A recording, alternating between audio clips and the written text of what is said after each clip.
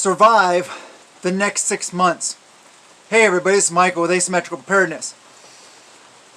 What up this topic? I want to talk about something. My wife and I were sitting down going over stuff, and we always think long-term survival.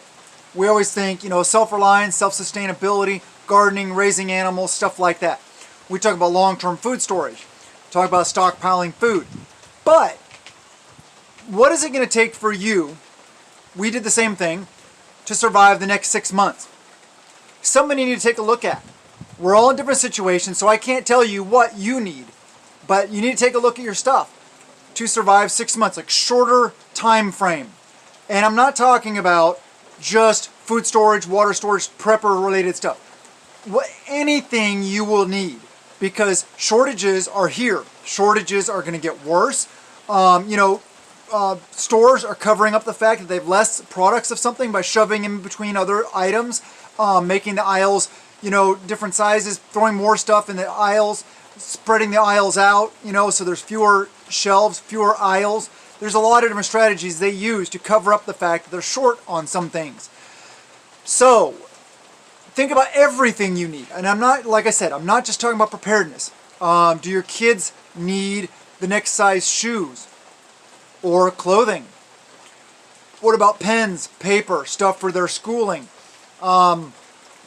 Whatever you might need. What about your shoes? What about your clothing?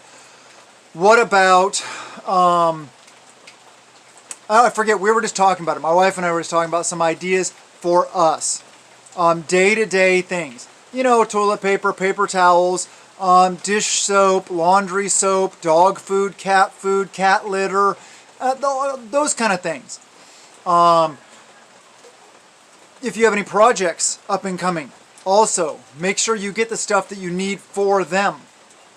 What about any kind of paint for restoring something, restoration, taking care of things, cleaning items to keep your house, vehicle, clothes, yourself. Hygiene is a big one. What about feminine hygiene products? How well are you stockpiled on those?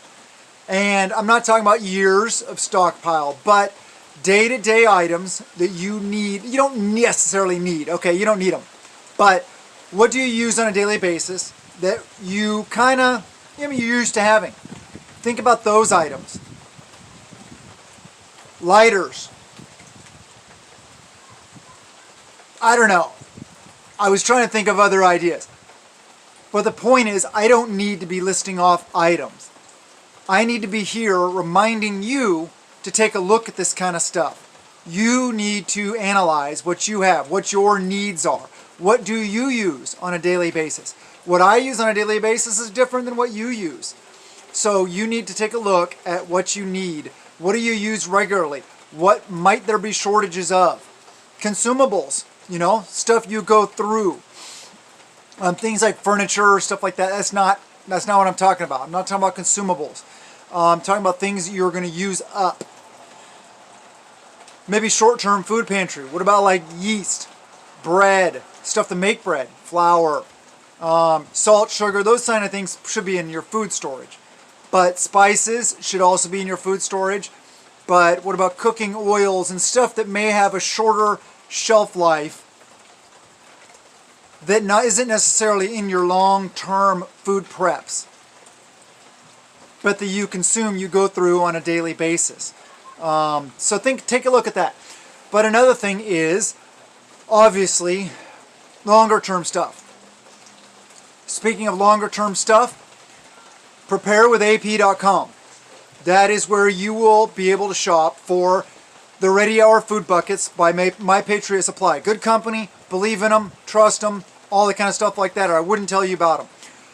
Mentioned before, it's only one part of your prep, so those are long-term food storage buckets. They are very good to have on hand.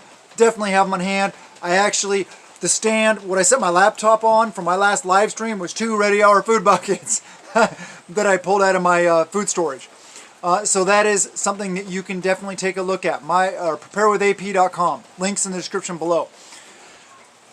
But like I said, it's only part of the equation. What about extra fuel for your vehicles? What about, do you need to sharpen your chainsaw chain? Do you need an extra chain? Do you need extra two-stroke oil?